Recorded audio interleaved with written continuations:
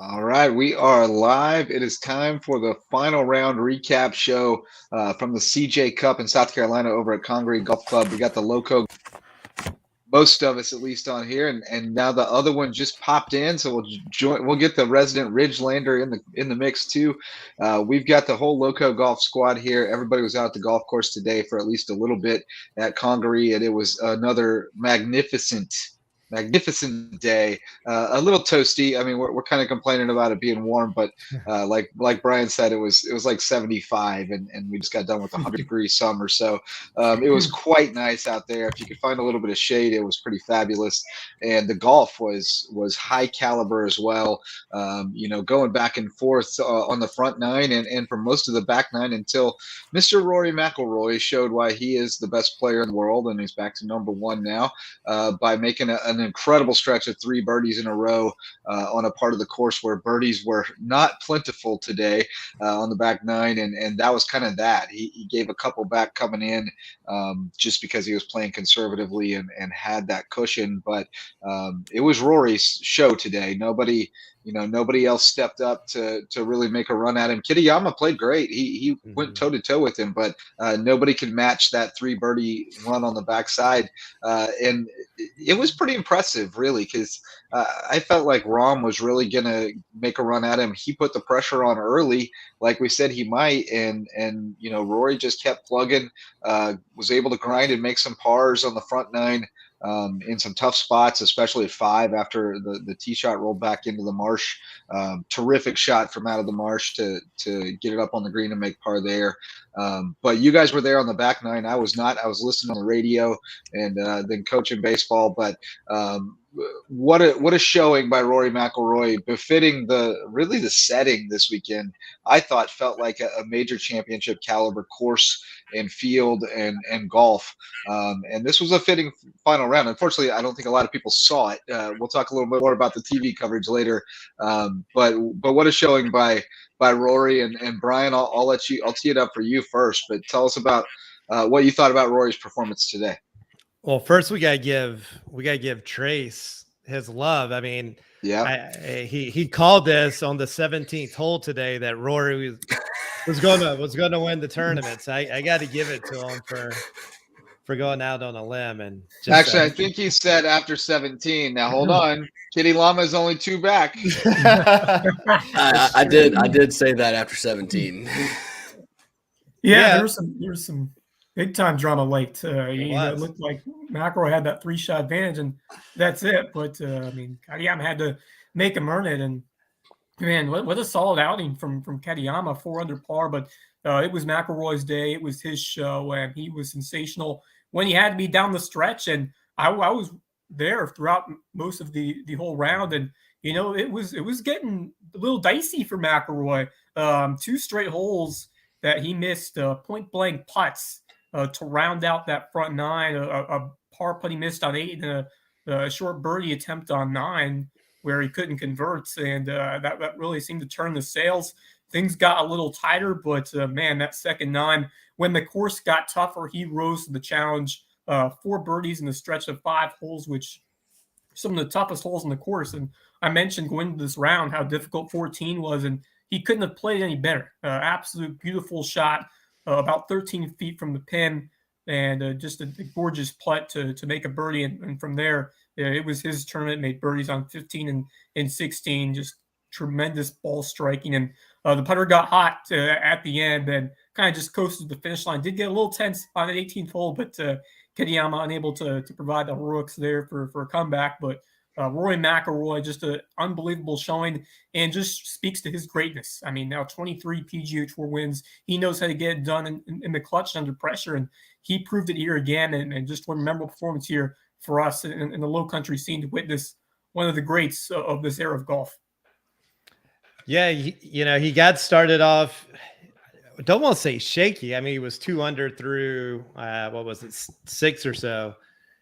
2 under through 5, but he missed that great opportunity. 3 was for the taking today, and several of us were there on 3 where people were coming through making eagles, and Rory got wavered off the tee and sprayed it way right, and scrambled to make par there, and that was kind of like one of those like, this is going to be a Rory Sunday where he gets off to a slow start and then just kind of cruises in. But he rebounded and kept the sails kind of going in the right direction, kind of the opposite of Rahm. Rahm, he makes that 3-putt bogey on 6. And that was like, I think he blew a gasket at that point. And then 14, just like Wes says, 14 is a tough par 3. And Rahm gets in the bunker, gets a bad lie, doesn't recover, bogeys. And that's all she wrote for Rahm. And meanwhile, birdie for Rory there. But yeah, I mean, more power to Kitayama, bogey free. He definitely tested Rory and pushed him to get it to 17. We thought 15, 16 we kind of get the championship, and Kitayama kind of pushed him to get it to 17, 18. Yeah, he played phenomenally well. I mean, just super steady. He was able to grind and make some pars when he, did hit a wayward shot. But I was impressed with him. And, I heard a lot of the PGA Tour radio driving back and forth to Congaree. I was listening to that. So I got a lot of background on him and learned a lot about, him coming up from Chico, California, playing at UNLV, not being really in the mix early on and being just a grinder. And he just went to the coach and asked what do I need to do better to get in the lineup, and was really just one of the hardest working kids and became a star by the time he was done there. And he's played on like 19 different tours worldwide, won a couple of times on the DP tour. So, he's an accomplished guy and a traveled guy. So, I think we're going to see a lot more of him. I think he's got some pretty serious game, and he was like 3rd in driving distance. He was like right behind Rory, despite being 5'3".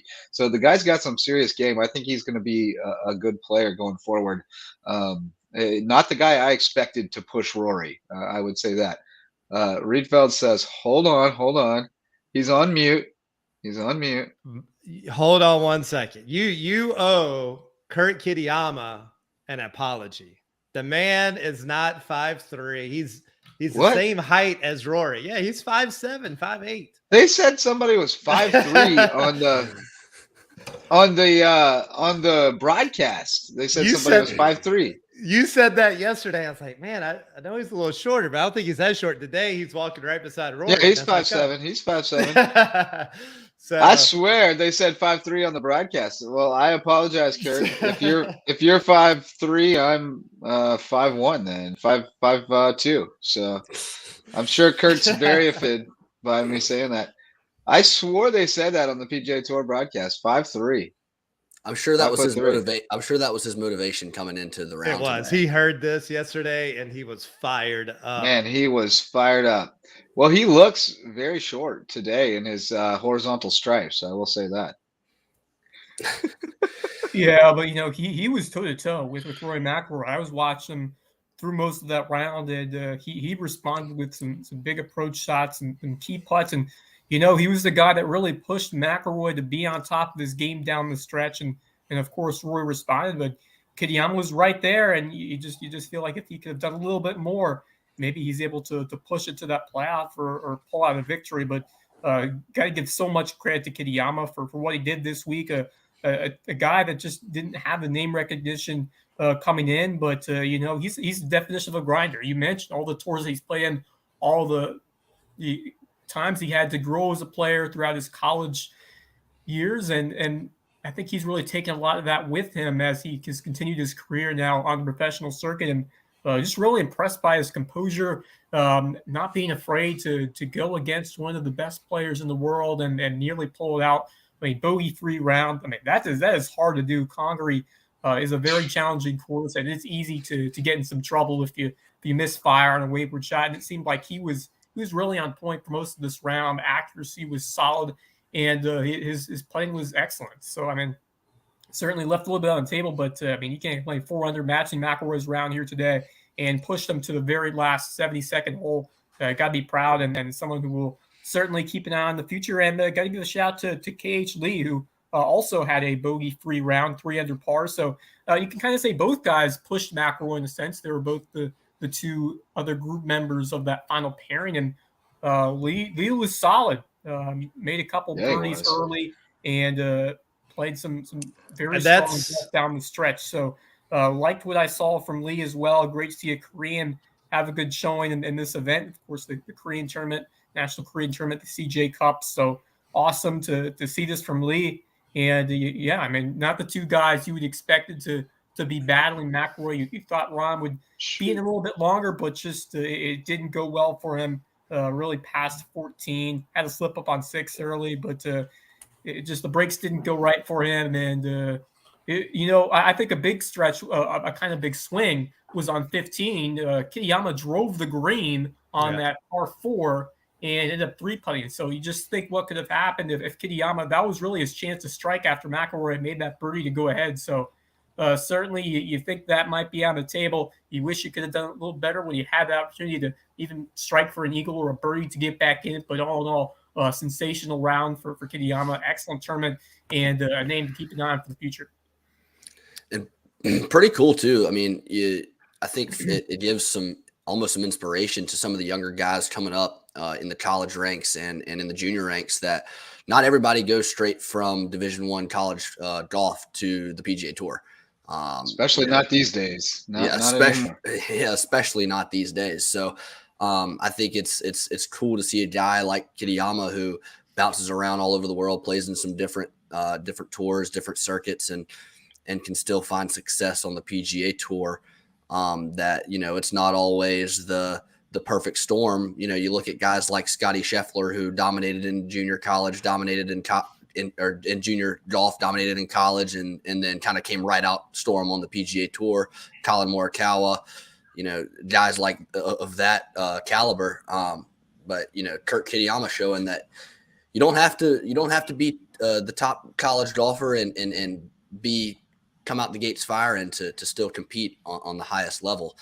And I do have to say, I was lucky enough and fortunate enough to be perched up on the 18th hole most of the day in some shade and air condition, which was nice. Living your best life. Living my best life. But it was interesting down the stretch. I mean, when coming into the last hole, I did send that text saying, hey, it's 2 back. Anything can happen. And it almost did happen. Rory hit the green in 2, but his second shot was not a great shot by any stretch of the imagination. I think he was playing very conservative. Knew all he needed was 2-putt, on that hole to claim victory. And Kitayama hit one to about 12 or 15 feet.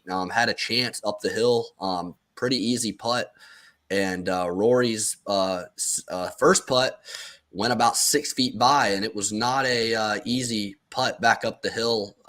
One of those that breaks a lot more than it looks like. And I'm not going to lie, I was sitting there watching Kitayama putt, and I said, I kind of hope he makes this because I want Rory to have to make the next one. So it, builds some tension and some drama. But unfortunately, Kitayama missed on the low side, and Rory was able to 2-putt from there and claim victory. But what an exciting round of golf. And I know Justin's got it pulled up right there. I was going to mention it, but what a round from Tommy Fleetwood as well. Coming back, shooting 6 under 65. He made 8 birdies today, bro. I mean, what a round. I mean, it's almost fitting. I feel like Tommy Fleetwood, he's like Mr. Top 10. It's crazy. I mean, every tournament, I feel like what's funny is I feel like he disappears off the face of the planet for months at a time. And then all of a sudden he comes back and just makes a random top 10 at a big tournament, or what in this case, not a huge tournament, but we all, we're local guys. So we get to see it. But Fleetwood, what a round today of 6 under 65 to if he didn't shoot 73 in the first round, he would have been in this thing. But and speaking of hot rounds, how about Taylor Montgomery with a 62, 9 under par, ties the Congaree Golf Club course record, his career low round on the PGA Tour, and made an eagle on 12, made a bunch of birdies on that front 9, and you just think he shot 29 on the back. Yeah, he made 2 bogeys on the front. And I was going to say if he had the first hole, bogeyed the first and shot 62. So I mean, he was close to something really special. But what a way to finish out for Taylor Montgomery. And yeah, I mean, that's going to give you some good surge of confidence closing in a tournament like that. But yeah, I mean, excellent round. And we saw some low scores. I don't think anyone else predicted. I said 16-17, but I don't think any of us predicted that low of score for McIlroy to get to 1700. We thought that it would have been a little more conservative or just not as much scoring. But, credit to Kitayama, credit to Lee for pushing McIlroy. And, of course, Rahm played his part as well early on with that hot stretch that Rahm was on. But, McIlroy was tested and he passed with a great stretch at the end, a couple birdies in a row. But, yeah, it definitely a lot more scoring than I anticipated and just a great excitement on that final round with a bunch of guys delivering some excellent golf and not just the big name guys, but some players who are on the up and up and just excellent season from Kitayama and Lee. So, I mean, just a terrific final round and a fantastic tournament. Just to piggyback on Taylor Montgomery, this was only his 4th event. And I think he got in, I think it's a sponsor's exemption, but in his 4 PGA events, he's gone 3rd, 9th, 15th, and what was today? 7th, whatever. T13, I think. Was it T13? Yeah, so, I mean, and just another massive paycheck. So that dude, go ahead and put a star and earmark that name. Yeah. I had him on my losing DraftKings roster this week, but his day today was not enough to save the day, but I won $12 on my main one. So, woo! Nice. Big win. Big win. Thanks to KH Lee, future heritage champion. You heard it here first. He's won twice at Colonial, right? So, like, that fits the mold. Yeah, I think he missed the cut this year, but yeah, I'm with you. That's a good call. I like that. If you've won twice at Colonial, that's usually a pretty good indicator that you're going to win here eventually. All right. Any other highlights we want to hit from today, guys? You want to hit what was the highlight of your day? Brady, we know the highlight of your day, so let's kick it off. Tell us about the highlight of your day, buddy. Tell everyone else about the highlight of your day. Well, I came out of the gate. He has props. He has props, everyone.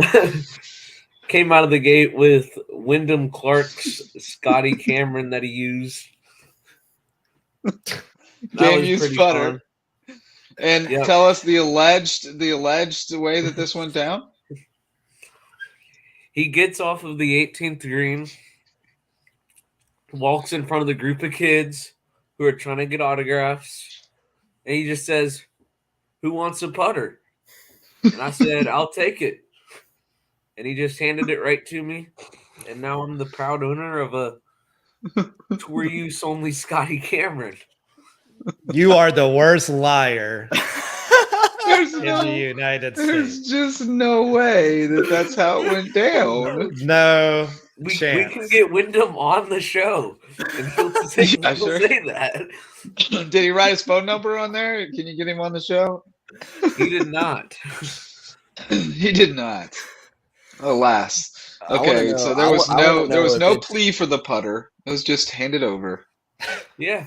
You in the back, take this putter. I want to know if it's tour use only. If that's going to be if you're going to keep that. I mean, is that going to go out on the course? Is that going to be put in the bag? It might. It says for tour use only, huh? Yeah. Yeah, you're gonna get. I'm gonna call it in if you use that in a local match at the Pinecrest. You could take that. You could take that out. You could take that out to the Sarge. I won't tell. Well, Taylor, Wyndham Clark doesn't want to use it anymore. Clearly, we did. What was he? 1.7 something strokes. Yeah, pushing 2 shots, lost on the greens today. So yeah, that one's cursed. But now I'm not sure it was the putter's fault. I think it might have been the greens running like 14.5, 15. Yeah. That might have had something to do with it. They were a little slick today. What was the highlight of your day, Trace? Barbecue sandwich? Oh yeah, some great food. Barbecue sandwich was fantastic. Yeah, I mean, I didn't get to see too much of the action out on the course today, but being on the 18th green, it was cool to see all the guys kind of come in and finish up their rounds. We had some we had some interesting shots. Who was it? Somebody, I don't remember who it was, man, terrible reporting, but somebody what I think I said it in the text. Somebody hold out from the bunker. You did. At some point. I know you said somebody did the only thing they can't do 18. I remember that. Yes, and I thought, well, there's about 4 things you can't do on 18, so I'm not sure what he's talking about. That was true. Cam Young. That was Cameron Young. He hit it in the water, which you can't. With the way the pin was set up today on 18, you just had to be long because the shot back. I mean, it's not an easy shot being long, but it's impossible it's almost impossible if you're in the bunker because the pin was so tight. And then obviously if you're in the water, then you're going to take the walk of shame back around the pond and hit from the other side. But he did get up and down for bogey. He hit it to like 35 feet and drained the putt for bogey. So that was pretty cool. Nice. But yeah, had a few hole outs from the sand. Had some guys making some long putts. And then, like I said, I guess the highlight of my day would have been right there at the end. Kitayama actually, he did have a chance on 18 to put some pressure on Rory. He had about a 15-foot putt for birdie that would have made, obviously forced Rory to make the 8-footer that he had left himself for par, and would have sent it to a playoff. All bets were off the rest of the way. I mean, no doubt. It's hard to predict what would happen after that, but man, Kitayama was right there, and what a great opportunity for you, Trace, especially from someone who's grown up in this area and to see the best in the world. So many of these guys ranked in the top 10 of the world golf rankings. What did this weekend mean to you, Trace, as a longtime golf fan and a golfer throughout your years? Man, it was surreal. It was really cool to just. I told my dad today because we were on the way there, and I said, it's crazy that I'm driving 5 minutes away from home to see Rory McIlroy play at a PGA Tour event. Like, it still doesn't really fully get into the head like what it is. Like we're in Gillisonville, South Carolina, playing a PGA Tour event. It's kind of crazy, but it gives me when the Palmetto Championship first came to Congaree, it was kind of one of those things where it was sort of a one-off, and it happened so last minute that, I got there and I wanted to buy a bunch of merch because I was like, this may never happen again. I want to get some memories from it. And it was a really cool experience. But now to have it happen again and to have some of the biggest names on tour come, I think it sort of reiterates that chance that you might see something bigger, out at Congaree one day. And sort of looking forward at the future, what the future holds out there. I know we've talked about potential President's Cups or Ryder Cups or U.S. Opens, and I think the course itself sets up perfectly for that. The only thing I do worry about is the location. There's nothing else to do, and there's not a lot of places to stay, not a lot of places to eat, and I think that it's going to need something to happen in order for that to happen, because I know you guys were out there, even with all the top names in the world, it was still weird how little attendance there was out on the golf course. Usually I know I stood there with Victor Hovland's group, and it was who was in that group? It was Victor Hovland.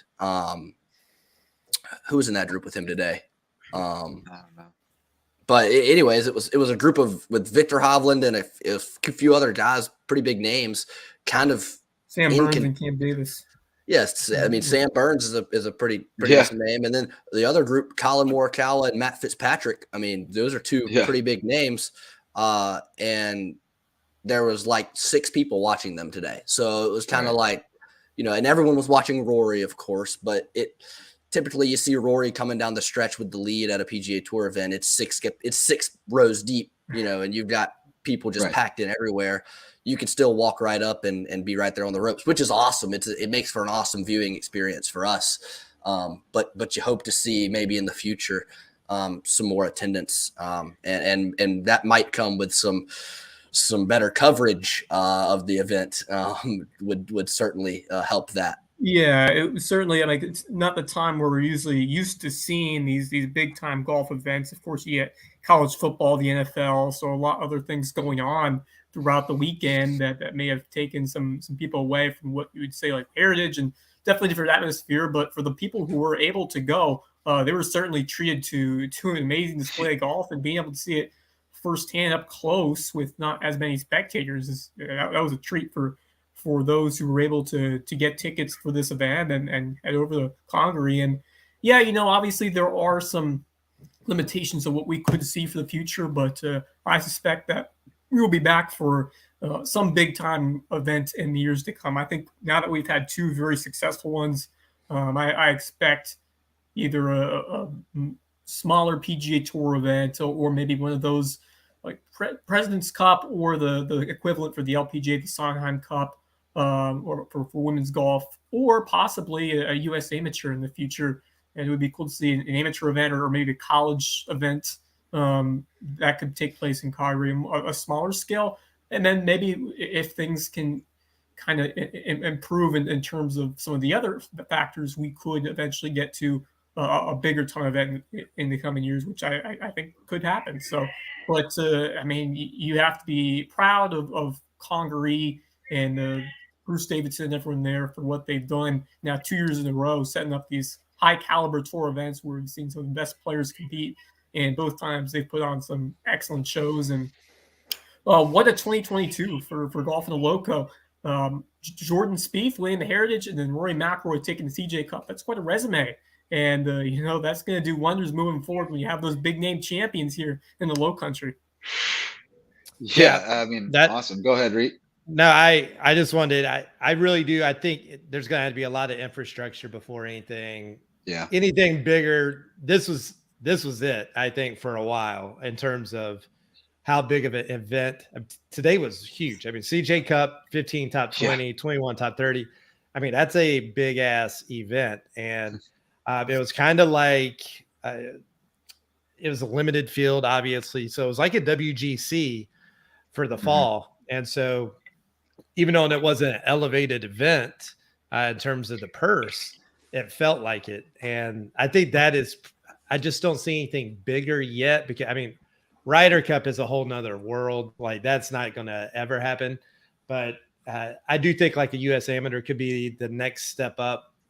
I would love to see something. And obviously the ambassadors are some very influential people, and they're going to throw their hand and weight around. But hopefully, with Bluffton getting bigger, Beaufort getting bigger, maybe over the next 5 years, maybe we do see something. But I think something like this that comes every couple of years, I think that's the best we can kind of hope for.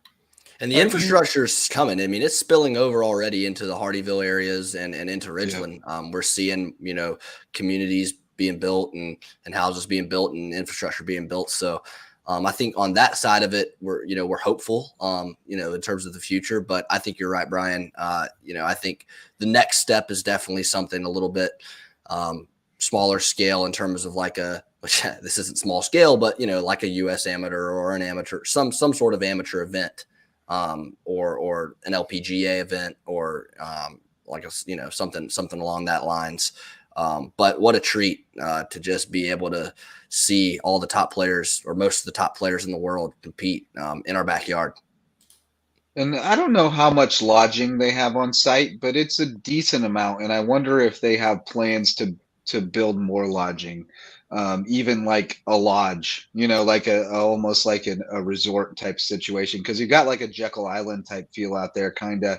And I don't know that they'll ever open it up like that, but I do see where they might build some more lodging on site they could use for revenue streams, as well as infrastructure for events. Because with like a USGA event, you don't necessarily need as much infrastructure for spectators, as long as you've got it for the tournament itself and the players and stuff like that. So, Bandon, it's going to be Oregon, interesting in the to middle see. of nowhere.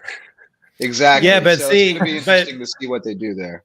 The big difference, though, is Bandon is a resort. So that's why we're like in this weird limbo, because it's like a resort type of place where it is in the middle of nowhere, but no one can get in. Song, Bandon, right? And but there's no resort, but we can't go play it, right? And so that's where it's such a paradox because like you want that to be there, and it'd be awesome if they turned it into a place we could go play and people could vacation, but that ain't happening.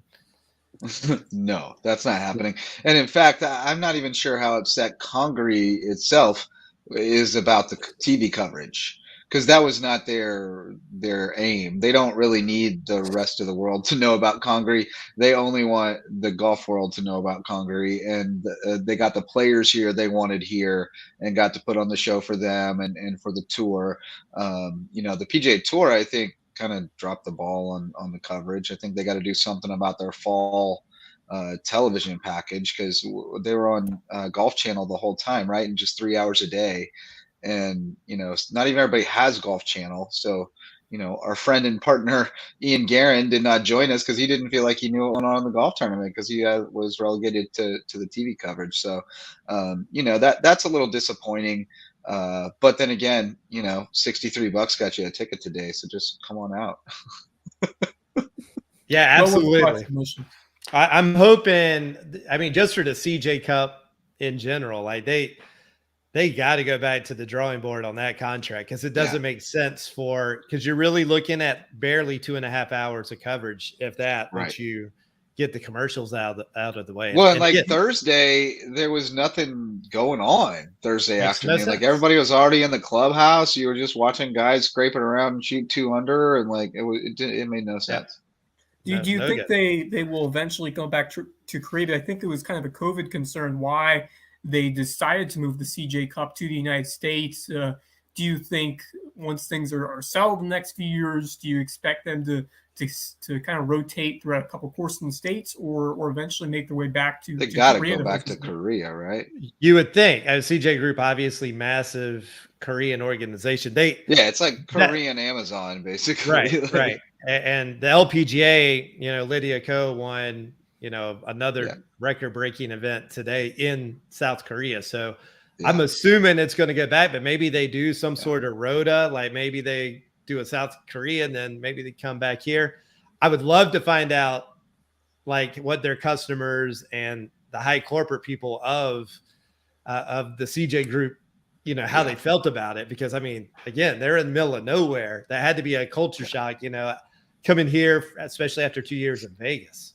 Well, I can tell you what the high up corporates of Bibigo, the Tokyo food, I can tell you they are ecstatic, because that's all everyone was talking about was the amazing Korean food. And they had studios set up across the course and cameras filming commercials. And I know that I was out there eating some, and there was guys coming up to me asking me to like pose with the barbecue sauce. Paco. They're like, we want, like, Americans love Korean food. It's like, it was pretty cool though. The food was fantastic. Oh my goodness, I ate it so much. Like it was so great. But I don't know about the CJ Group. I don't know how they're going to feel about it. Well, CJ Group owns it, so they're feeling good. CJ Group is like, just like you said, it's like they own Bibigo. They own it all. They own everything. So that if they're happy, we're good. So it'll be interesting to see what they do. They got to go back to Korea. The whole point was to spread Korean golf and everything else over here, but we'll see. Yeah, I think they have to try to go back to Korea, when the time comes. That was kind of the whole idea. That was the commitment. So you got to try to do that. But it seems like Congaree has just kind of become the safety net for the PGA Tour. Like, hey, we got an event. We don't know where to play it. You guys good? And they're like, yeah, we got you. So hopefully we'll get to see another one there. And they seem to be able to pull it off on notice. So They're like the wolf of the PGA Tour. They fix problems. All right, nice. All right, guys. Bell, did you have a highlight today? Yeah, and if you're asking, or Wes, sorry, I said Brian, but either one of you. No, I didn't. The audio was going to announce it here, but for me, I'd probably go with just watching Rory through that incredible stretch on the back nine, where he was just making putts left and right. And man, just hearing the roars of the crowd and the reaction when he sunk those putts and hit those quality shots. I mean, that's what it's all about. You love to see the fan interaction, and when you get one of the best players in the world finding his groove, I mean, it's just amazing, and what a treat it was to watch him in his element, where he just comes up so clutch throughout his career, and to be the tournament where he ascends back to world number one. I think and he's gone through a lot. Hey, he's had a great year. He hasn't won a major, but he won the FedEx Cup, and he was very consistent throughout the PGA Tour season. And, this was a big year for him. And to cap off 2022 with a victory here at Congaree and to see him rise back up to the number one spot, I think that's a highlight for us, highlight for the Low Country. And, of course, a memorable moment in his career is, just in his early 30s, still a lot more years of golf left for him to continue to build his resume, already up there with one of the greats of this generation of golf. And really special to see a high caliber star like that. And he was the first name to really be noted in this field when we went to media day. He was the featured star. That Rory McIlroy, the FedEx Cup champion, the defending champion of this event, which he's won 2 years in a row now, is coming, and to go out and win the thing for the second year in a row is just an awesome experience, and just enjoyed watching him. And just always special to have a big name champion here. We saw with Speak for the Heritage, now with McIlroy here for the CJ Cup, and just an awesome, amazing opportunity for us to cover it, and for so many of those spectators who were able to see it. So many great memories from these past 2 tournaments here in Congaree, the Promoted Championship last year, and then the CJ Cup, and just beautiful weather. Couldn't ask for better conditions, and just a really well-run tournament by the folks at Congaree Golf Club. And I don't think it will be that long until we see another tournament here, whether it's an amateur event or if the PGA Tour comes calling. They certainly know that they can turn to Congaree to make a good tournament happen. No question. Yeah, don't forget that Rory should have been the British Open champion. He's kind of rebounded since that kind of debacle with Cam Smith and everything. But man, I sat on 3 today for probably 2 hours. And it's just watch the guys. Oh man, so much fun! It's like just such watching a good hole and driving it. The first 4 holes, 5 holes are so just phenomenal. The last 5 are sick too. Exactly, I know. But those first 5, and that's what stinks about the TV coverage. Like nobody got to see that. It's like the Masters 100 years ago. Like we're not getting to see any of that. The front 9, but.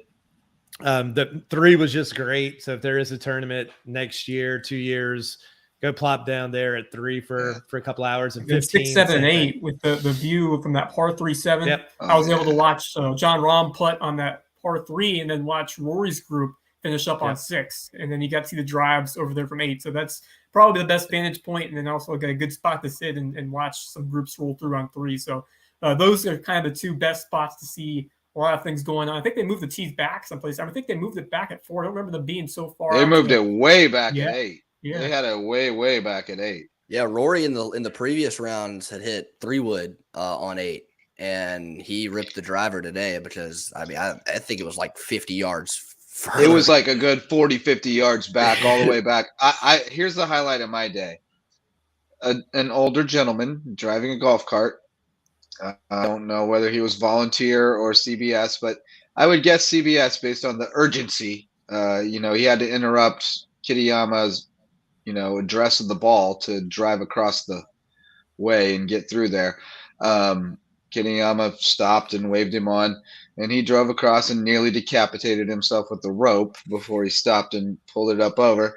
And then he had to go under another rope, and I was right next to that rope. And when he started to drive away after thinking he went under that rope, I felt the rope start to whoosh.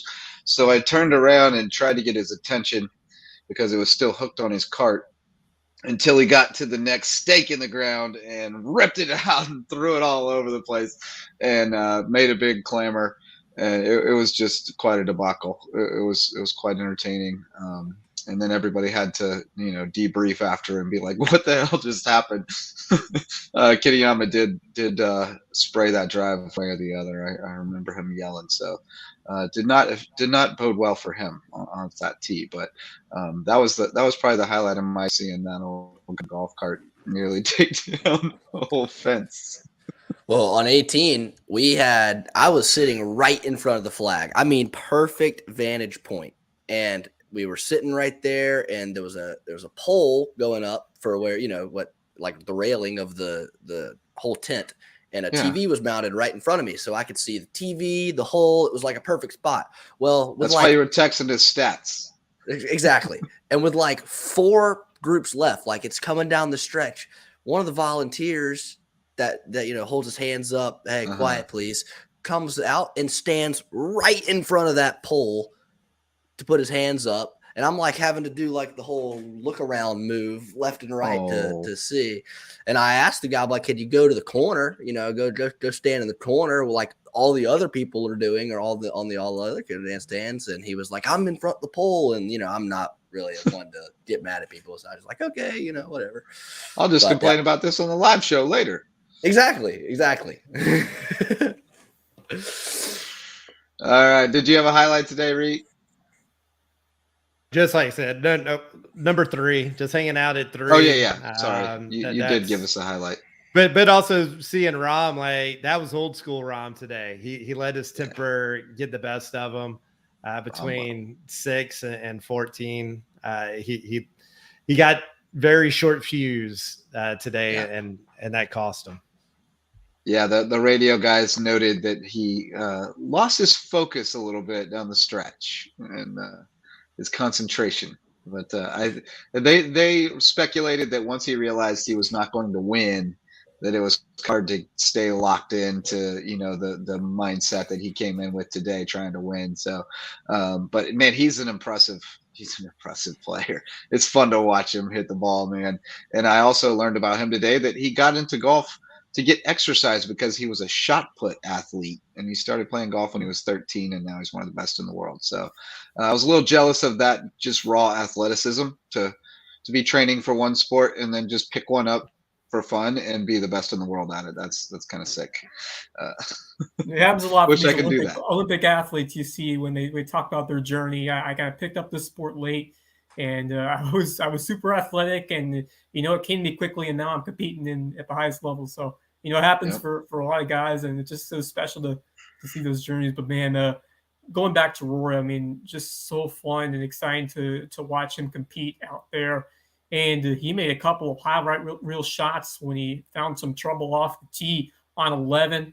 He was near the trees and just hit a beautiful shot to the green. And he did it again later on in that round on 12, another beautiful shot.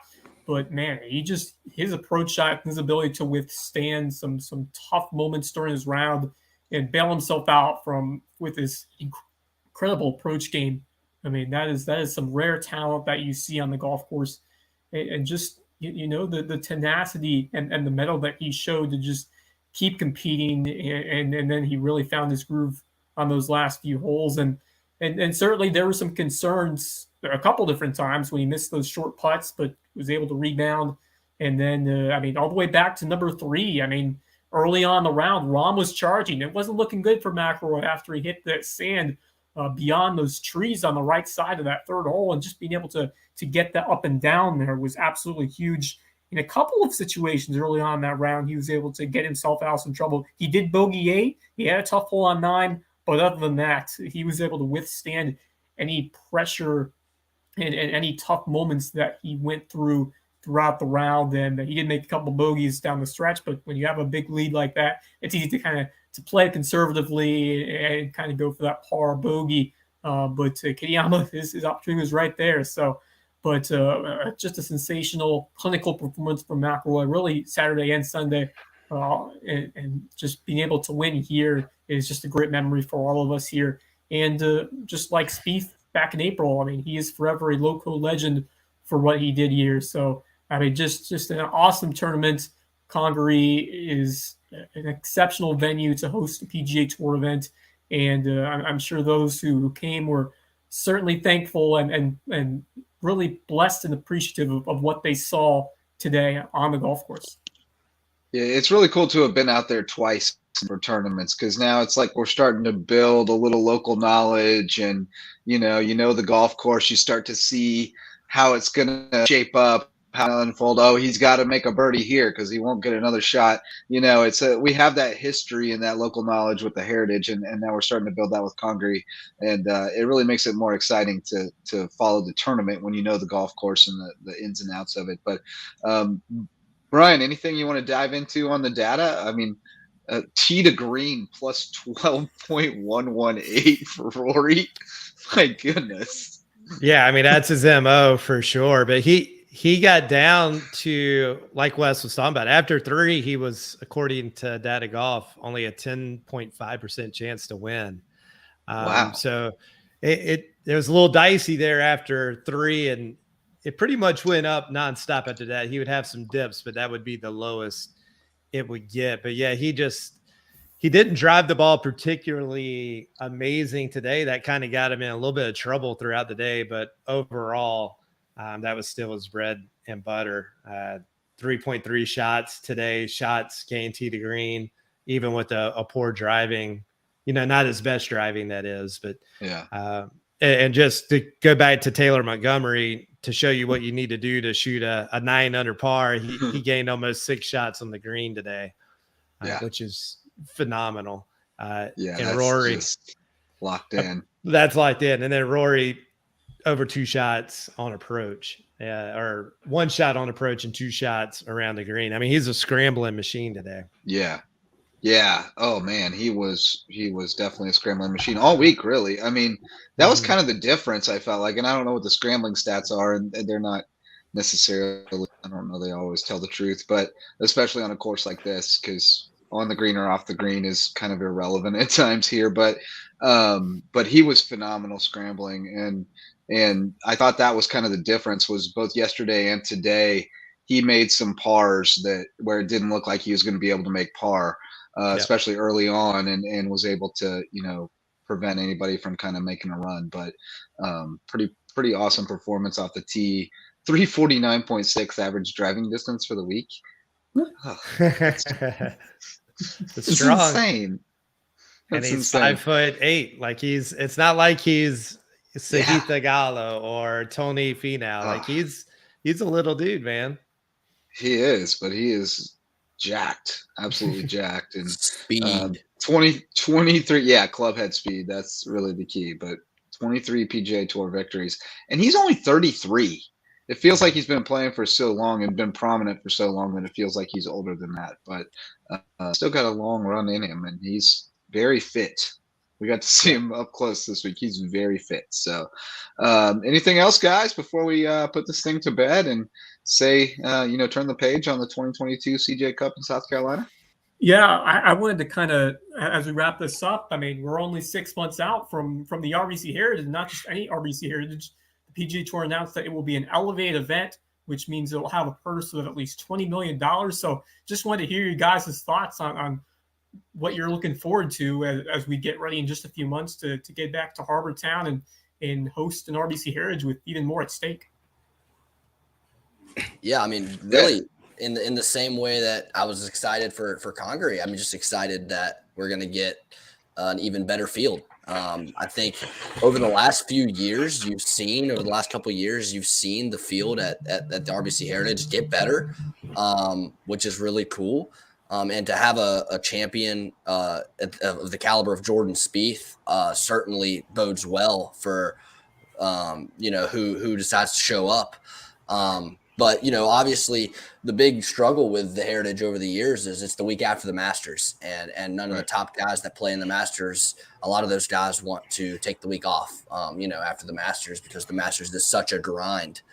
But, you also see guys that say, well, we just love the Heritage because we can bring our whole family, and it's like a family event, which is sort of the niche that the Heritage is kind of took a claim to. But I'm really excited to sort of see another level of competitiveness be introduced, at Harbor Town, and to see those guys, not that, obviously it's a pretty good paycheck to win the Heritage. And it's still a high caliber PGA Tour event. But to see that even more so elevated and to see those guys have even more motivation should bode well for some serious content and some serious competitive golf to be played in April. Man, Brady just went for a motorcycle ride over there. Sounds like, but yeah, I think it's going to be great. It's obviously great news for the Heritage. You know, it should help them attract a even better field. I think the field that we saw in that June event was good too, because you know, a lot of guys who didn't ordinarily come here ended up coming here because it was an opportunity to play, and went, man, what are y'all talking about this golf course? This is a great golf course, because it has kind of a, you know, a mixed reputation. A lot of guys just don't like it because it doesn't suit their game, and you know, sometimes you just hear that, like, oh yeah, a lot of guys don't like that golf course, and then you see it and you go, oh, I love this. So I think it's going to be great to coax a few more guys who are maybe on the fence down from Augusta, and maybe they keep coming back. And I'm still picking KH Lee though. I got KH Lee to win it this year. 8.3 to 20 million is that's a jump, significant hike. That is ginormous. Like that's going to, and it's at least 20 million, so it could be more. And I don't think the average, you know, fan or I don't think people in Hilton Head down here, I don't think they understand. Like they saw the headline, like, who cares? Like that's a game changer. I mean, you're going to get like Sam Burns, you're going to get Spieth, you're going to get, you know, maybe Rory if he doesn't, you know, win the Masters. It's a game changer. So it's going to be awesome, man. Yeah. Any early picks? Really awesome. Any way too early picks other than KH? Sam Burns. I'll wait to see the field. Yeah, Sam Burns is a solid pick. Solid. Let's wait and see the field for Matt Fitzpatrick. Always a good pick. Yeah, Jordan Spieth a good pick. When of course Spieth will be back to defend his title, you would think, and yeah, I mean, it's a great time to be a fan of PGA Tour golf. I know. I mean, this last year with the implication of LIV and some key players heading over there, PGA Tour's got still just amazing depth of talent, and I think the tour's in great hands going forward with so many young guys and so many up-and-comers who are looking to make their mark. So it's a great time to be a fan of golf, and I'm excited to see how things proceed going forward, because I think there's a lot of potential for the tour and just this elevated event to see the RBC Heritage go up even more than double from 8.5 to at least 20 million, could be 3 times as much as even. So we'll see what happens, and going to be exciting. Great to have this event where now we only have to wait 6 months for the next big golf event here in the Lowco. That's right. And we got a minor golf update from a Lowco guy, Trace. You gave us an update on our guy Grizz earlier today. We might as well throw that in. Yeah, this is his second collegiate appearance this weekend at the Golf Club of Georgia, the Georgia Tech's home course, and started out first round, shot 2 over on the first round, wasn't too happy with that, but fired back yesterday with a round of 2 under to get it back to even.